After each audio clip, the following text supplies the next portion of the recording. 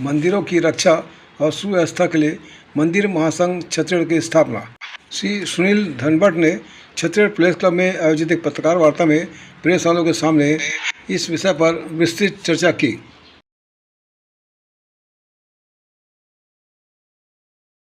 Actually 2008 से कार्य चल रहा है। महाराष्ट्र समिति की शुरुआत की। उस समय करीबन तत्कालीन कांग्रेस शासन था, तो वहां के गवर्नमेंट ने ऑर्डर पास की थी कि महाराष्ट्र के 4.5 लाख मंदिर सरकार टेक ओवर करेगी, अधिग्रहित करेगी। उसका पुरजोर विरोध पूरा महाराष्ट्र में हुआ। विधानसभा विधान परिषद में पारित होने वाला बिल वापस लेना पड़ा। तो यहाँ से एक सफलतापूर्वक शुरुआत हुई अभियान से। जैसे अभी यहाँ पे मदन जी ने बताया, वैसे मंदिरों में ड्रेस कोड यानी वस्त्र संहिता आवश्यक है, उस विषय तक हम पहुंच चुके हैं और वो अभियान बड़ी सफलतापूर्वक सभी जगह पे पहुंच चुका है। वर्तमान में मंदिरों के दृष्टि से अगर हम देखते हैं तो मंदिर ये हमारे धर्म की मूलभूत आधारशिला है। मंदिरों का बहुत बड़ा महत्व है। मैं अलग यहाँ पे आपको विस्तृत बताने के लिए नहीं बैठा, लेकिन एक 2-3 महत्वपूर्ण बातें मैं बताता हूँ। जैसे कोरोना काल में हमने देखा कि किसी बड़े-बड़े मंदिरों पे पूरी गांव की अर्थव्यवस्था निर्भर है। अगर ओवरऑल जीडीपी में हमारे मंदिरों का योगदान देखते हैं हम सभी, तो करीबन 6 लाख करोड़ का है। अगर ओवरऑल हम देखते हैं तो ओवरऑल जीडीपी में से 2.4% जीडीपी मंदिरों से आता है। बालाजी मंदिर का अगर देखते हैं तो पूरा करीबन 7,000 करोड़ का बजट मंदिर में से, यानी जो वहां पे दान राशि अर्पण की जाती है, यहाँ तक पहुंच जाती है। यानी मंदिरों का बहुत बड़ा योगदान एक अर्थव्यवस्था से लेकर आध्यात्मिक और ऐतिहासिक धरोहर तक है। तो इस विषय को आगे बढ़ाते हुए एक महत्वपूर्ण बात जो मन में चुभ रही थी वो ये थी कि अगर हम देखते हैं, अभी हम सभी पत्रकार बंधु बैठे, तो हमारा भी एक संघ है, पत्रकारों का संगठन है, ऑटो रिक्शा वाले उनका संगठन रहता है, एडवोकेट का संगठन रहता है, डॉक्टरों का संगठन रहता है, ठेले वालों का भी संगठन होता है। तो इतना बड़ी हमारी हिंदुओं की मंदिरों की व्यवस्था है, तो उसके लिए कोई मंच क्यों नहीं है, उसके लिए संगठन क्यों नहीं है कुछ। तो इस विषय को आगे बढ़ाते हुए हमने मंदिर महासंघ की स्थापना शुरू की है, अलग अलग जगह में कार्य करना शुरू किया है। मुख्य आधार पे ओवरऑल अगर देश भर में देखा जाता है तो 4 लाख से अधिक मंदिर जिसका अधिग्रहण हुआ है, चाहे किसी वामपंथी सरकार के काल में हो, चाहे कांग्रेस के काल में हो, चाहे अभी वर्तमान के काल में हो। लेकिन मुख्य उद्देश्य हमारा ये होना चाहिए कि मंदिरों के दृष्टि से पूरे देश भर में, आप भी जानते हैं सभी, कि कोई भी मस्जिद या मदरसा किसी भी सरकार ने आज तक टेक ओवर नहीं किया है। कोई भी गिरिजाघर हो, चर्च हो, किसी भी सरकार ने आज तक वहां पे अधिग्रहण नहीं किया है। मंदिर हिंदुओं की इतनी बड़ी व्यवस्था है, तो मंदिरों का सरकारीकरण क्यों किया जा रहा है? और जो सरकारीकरण हुए मंदिर है, अधिग्रहण किए हुए मंदिर है, उसमें से कुछ मंदिर पूरे देश भर के आते हैं। जैसे अभी बालाजी मंदिर का उदाहरण सामने आया, जिसके साथ साथ महाराष्ट्र का शिरडी का मंदिर है। महामहिम प्रतिभा पाटिल एक दिन के दौरे के लिए वहां पे आ रही थी, तो 93 लाख रुपए खर्च किए गए मंदिर के माध्यम से रास्ता बनाने के लिए। तो मंदिर का पैसा तो कोई रास्ता बनाने वाली बात नहीं है, कोई विकास कामों में लेने वाली बात नहीं है। तो मंदिर महासंघ इस बात से बिल्कुल यह मांग करता है कि मंदिरों का पैसा जो है केवल मंदिरों के ही उपयोग में लाया जाना चाहिए, भक्तों के उपयोग में लाया जाना चाहिए। मंदिर का जीर्णोद्धार हो, संवर्धन हो, मंदिर के संदर्भ में जो धार्मिक कार्य होंगे उसमें ही उपयोग में लाना चाहिए, ना किसी विकास कामों में। क्योंकि हम टैक्स किस लिए देते हैं? उसी लिए तो देते हैं। कोई भी आपदा देश में आती है तो मंदिर आगे आता है, चाहे कोरोना की आपदा हो, चाहे बाढ़ हो, चाहे कहीं पे सूखा पड़ा हो। तो क्या मस्जिदों में पैसा नहीं है? चर्च में कोई पैसा नहीं है? इतना सारा पैसा होने के बावजूद केवल हिंदुओं के मंदिर मदद करके, ठीक है, मानवता की भावना से मंदिर वो आगे बढ़ेंगे, काम भी करेंगे, लेकिन ये नियम नहीं होना चाहिए कि हर समय मंदिरों नहीं करना है। जिस प्रकार से आप देख रहे हैं कि सुन भी रहे हैं कि हमारे बीच में मदन मोहन भैया और सुनील भैया ने जो मठ मंदिर सुरक्षा को लेकर के विस्तार से सारी जानकारियां आप सभी के सामने रखी।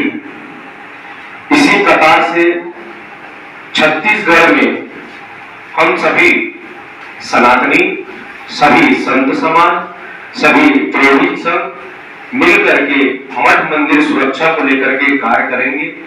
क्योंकि आप देख रहे होंगे कई मंदिर अभी खंडर होते जा रहे हैं, उनके विकास के लिए कोई कार्य नहीं होता, कोई ध्यान नहीं देता। वहां असामाजिक तत्व भी बैठते हैं, असामाजिक तत्वों का जमावड़ा होता है वहां पर। उसके अलावा आप देखेंगे कि सरकार मंदिरों की तरफ ध्यान नहीं देती है, पर मंदिर को कैसे उसमें कब्जा करना है, बड़े बड़े मंदिरों को, प्राचीन मंदिरों को, और उनके जो चाहते हैं उनको अधिग्रहण करते हैं, लेते हैं और दूसरी जगह उसको खर्च करते हैं, जो कि अभी सुनील भैया ने बताया। आप देखे होंगे अभी न्यूज में बीच में आया था कि 3,400 करोड़ रुपए केंद्र सरकार ने अल्पसंख्यक आयोग को दिया है, जिसमें से वक्फ बोर्ड की जमीन के जीर्णोद्धार के लिए, वहां पे कंस्ट्रक्शन के लिए केंद्र सरकार बिना ब्याज के उनको लोन देगी, पर ये मंदिरों के लिए नहीं। यूपीएससी, मुसलमान युवाओं की पढ़ाई के लिए यूपीएससी के लिए केंद्र सरकार उनको निःशुल्क कोचिंग शिक्षा देगी, पर ये हिंदुओं के लिए ये नहीं है, केवल मुस्लिम युवाओं के लिए। तो कहीं ना कहीं हिंदुओं के जो मंदिर के जो पैसे हैं वो मिसयूज हो रहे हैं, गलत जगह पे जा रहे हैं। मंदिरों का जो पैसा है मंदिरों के प्रयोग में रहे, साथ में मंदिरों के जो छोटे छोटे जो जिम्मेदार है, क्योंकि हम चाह रहे हैं कि मंदिर जो है वो सनातन धर्म का केंद्र बिंदु बने, सनातन धर्म का प्रचार प्रसार बने। जो आज बस्ती बस्ती में ज्यादा से ज्यादा जो बस्ती वाले युवा भी आप देख रहे होंगे नशे की ओर जा रहे हैं, क्योंकि उसको हमारे धर्म का अभाव है।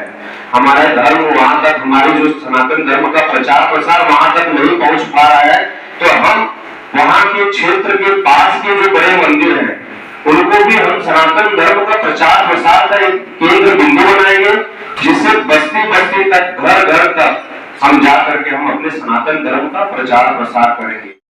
आप बताइए, रायपुर में 3 ट्रस्ट है, बड़े ट्रस्ट है। ये आपका यहाँ पर है, क्या बोलते हैं उसको, जैतूसवा मठ, जैतूसवा मठ, आपका नागरीदास, उस मंदिर को, नागरीदास मंदिर की जो अभी प्रेजेंट में 10 या 15 एकड़ जमीन है, उसको एक कांग्रेसी नेता है 70 साल के लिए लीज के लिए दिया है, 10 रुपया फीट में। आप लोग क्यों आवाज नहीं उठाते हो? आपका जैतूसवा मठ है, 200 एकड़ जमीन को वहां पर बेचे गए, आप लोग क्यों आवाज नहीं उठाते हो? बताइए।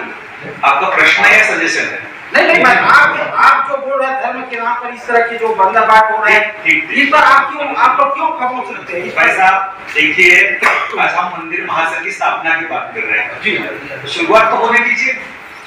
तो अभी से आप अपेक्षा रखेंगे अभी आप इस पे काम कीजिए, आपको जानकारी नहीं है क्या है कैसे है, देखेंगे आपसे जानकारी लेंगे, आगे बढ़ेंगे इस विषय में, अगर रहेगा तो उसमें बढ़ेंगे, कोई अड़चन नहीं है। सर मेरा आपसे सवाल है कि आपने जो बताया कि जो सरकार जो मंदिरों पे वो कर लेती है, टेक ओवर कर लेती है, हाँ, टेक ओवर करके कंट्रोल कर लेती है जी, और उसका जो लेन देन है वो विधिवत कलेक्टर, जिला कलेक्टर के हाथ में दिया जाए। बिल्कुल जिला कलेक्टर इस बात का ध्यान रखता है क्योंकि वो एक प्रशासनिक अधिकारी है और सरकार का एक नुमाइंदा है, तो वो ये चाहता है कि वो जो राशि आती है, दान की जो भी राशि आती है, उसका जो संशोधन है और जो समाधान है और जो धन संग्रहण है वो विधिवत सब तरफ से हो, उसका ये सोचना है, सरकार का ये सोचना है। उस उद्देश्य पर लेकिन क्योंकि मंदिरों में अधिकतर तो जैसे अभी आपके वक्तव्य में आया था कि वहाँ भी 2 अलग-अलग फंड हो जाते हैं, पुजारी की प्रबंधक से नहीं जमती है, प्रबंधक की पुजारी से नहीं जमती। तो ये जो बातें आती हैं तो ये सरकार ने उसी को जांच करने के बाद, प्रतिवेदन के बाद ये कार्रवाई करी। और अब यहाँ पर जो हमारी जानकारी आ रही है कि ये जो सारा झगड़ा है वो 6 लाख करोड़ का जो सालाना फंड आता है, दान आता है, जिसमें तिरुपति बालाजी महाराज का सबसे बड़ा दान है, विश्व के सबसे भगवान की श्रेणी में वो आते हैं। तो वहाँ कम से कम सालाना 300 करोड़ रुपए के आसपास जो आता है, चंदा आता है, ये शायद उसी चीज का झगड़ा दूसरा संजीव भाई ट्रस्ट का, क्योंकि तिरुपति वाला मंदिर के ट्रस्ट के बराबर इसका जो धन का ठीक है, आपका प्रश्न पूछे ना स्पेसिफिक। मेरा वही मैं पूछ रहा हूँ कि ये क्या 6 लाख करोड़ के गबन का जो मामला आ रहा है, ये सामने क्षमा करिएगा, जो 6 लाख करोड़ का जो मामला आ रहा है उसी को लेकर ये सब आप लोग प्राइवेटाइजेशन कर सकते हैं। प्रश्न प्राइवेटाइजेशन का नहीं है, प्रश्न ये है मेरा कि अगर देश संविधान से चल रहा है, समता, बंधुता, न्याय, ये अगर सबके लिए समान है, तो मस्जिद और मदरसा और चर्च का अधिग्रहण नहीं किया जा रहा है, तो मंदिरों का क्यों कर रहे हैं? ये मूलभूत प्रश्न है मेरा।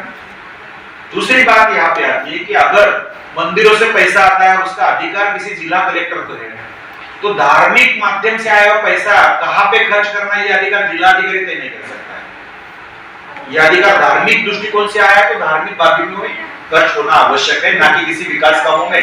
कलेक्टर को आता है मंदिरों से 2000 करोड़ आ गए तो अभी विकास कामों में लगा दिए, उसका अधिकार उसको नहीं है, ना किसी सरकार को।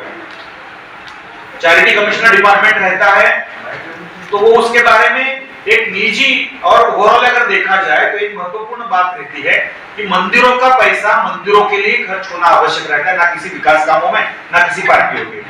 ये महत्वपूर्ण सूत्र है। पूरा करता हूँ, इसलिए मंदिरों के माध्यम से आने वाला पैसा है। बहुत सारी बातें आज मैं आपको अगर बताऊंगा तो ऐसे हजारों मंदिर है जिनकी आज जीर्णोद्धार की अवस्था में आ चुके हैं। बहुत सारे ऐसे मंदिर है देश में जिनकी दिया बत्ती की सुविधा नहीं हो रही है। बहुत सारे ऐसे मंदिर है जहाँ पे पुजारी बैठे हैं लेकिन उनका एक दिन का खाने पीने का खर्चा भी नहीं निकलता है वहां पे। तो ऐसे जो बड़े बड़े मंदिर है जहाँ से ज्यादा आमदनी आती है, तो छोटे मंदिर अडॉप्ट कर लीजिए ना, उनका दायित्व ले लीजिए, उनकी और उनकी जिम्मेदारी लीजिए। हम बड़े मंदिरों को भी आह्वान कर रहे हैं, सरकारीकरण हुए भी कर रहे हैं, और जो सरकारीकरण नहीं हुआ है लेकिन वहां आमदनी ज्यादा आती है तो उस मंदिरों को भी हम आह्वान कर रहे हैं कि आप छोटे मंदिर है अडॉप्ट कर लीजिए, उनको सहायता कीजिए, उनको मदद कीजिए। ये सब कर रहे हैं आह्वान यहाँ पे। तो ये महत्वपूर्ण बात है कि सभी जगह पे सभी ने एक साथ आके करेंगे, इसलिए तो मंदिर महासंघ बना है ना। एक सवाल है और एक सुझाव है। सवाल ये है कि क्या सरकार से आप मांग करेंगे कि कोई ऐसा विधेयक लाया जाए जिसके जरिए कम से कम छत्तीसगढ़ में जो कब्जा है उससे मुक्त किया जा सके।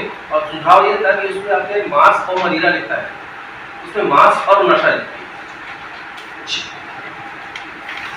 पहला प्रश्न आपका सरकार ने टेक ओवर किया मंदिरों के बारे में, क्या कोई ऐसा विधेयक सरकार से लाने की मांग करेंगे? बिल्कुल। अभी मैंने आपको तो दो रेफरेंस दिए यहाँ पे, 2014 का नटराज मंदिर वर्सेस तमिलनाडु गवर्नमेंट, 2016 का जगन्नाथपुरी वर्सेस ओडिशा गवर्नमेंट। तो ऑलरेडी हाईकोर्ट का निर्णय है। ये तो कोर्ट का पहुंच गया ना, कोर्ट में तो लंबा चल जाएगा। अगर ऑर्डर हो चुका है उसका, वही बोल रहा हूँ मैं। अगर सरकार को विधेयक है तो नहीं, वो अगर सरकार अगर ऑर्डर हो चुका है ना, तो इसको अमल करने के लिए हर राज्य सरकार ने आगे आना चाहिए। और वहां के लोगों ने भी मांग की चाहिए कि हमारे विशेष रूप से छत्तीसगढ़ में अभी सरकार ने मंदिर टेक ओवर किया, ऐसे नहीं है, ऐसे एक उदाहरण सामने नहीं आया है। लेकिन पर जितने भी जो ट्रस्ट वगैरह है इसका अल्टीमेटली वो होता तो प्रबंधक है, कलेक्टर है, तो वो भी आदि स्टेप जिसको बोल सकते हैं, इसका आगे का परिणाम टेक ओवर करना ही होता है, वो भी नहीं होता चाहिए।